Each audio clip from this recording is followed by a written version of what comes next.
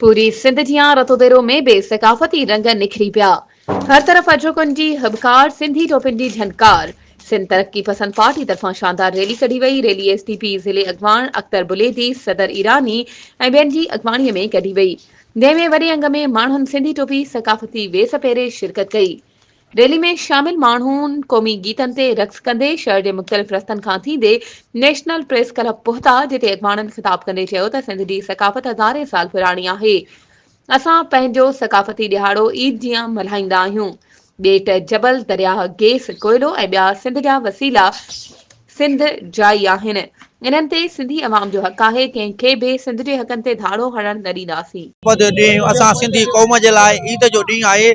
हिन ॾींहं ते असीं गॾिजी करे पंहिंजे धरतीअ सां मोहबत इज़हार कंदा आहियूं।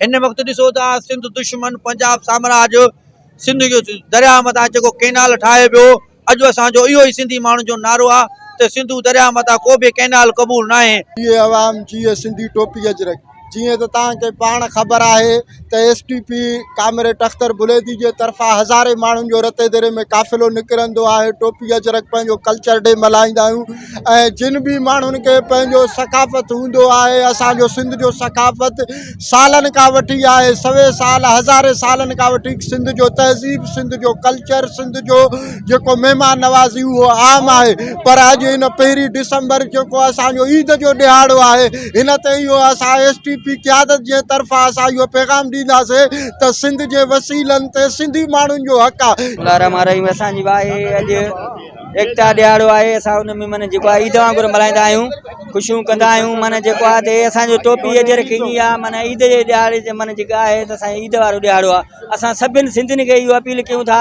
त निकिरी अचो, रोडनि ते बीहो, सिंधियुनि जो सबूत ॾियो। माना जेको आहे असांजे कान्यार ठहनि था जेके दरिया जे मथां, असां उन्हनि जे बारे में बि आवाज़ उथारियूं था त इहे असांजा नामंज़ूर आहिनि, इन्हनि खे मंज़ूर करणु कॾहिं बि असां न छॾींदासीं। वधीक ख़बरुनि ऐं अपडेट्स जे लाइ असांजे चैनल खे सब्सक्राइब कयो ऐं हा, बेल आइकन खे प्रेस करणु न विसारिजो त जीअं असांजी हर नई अचण वारी वीडियो तव्हां ताईं पहुची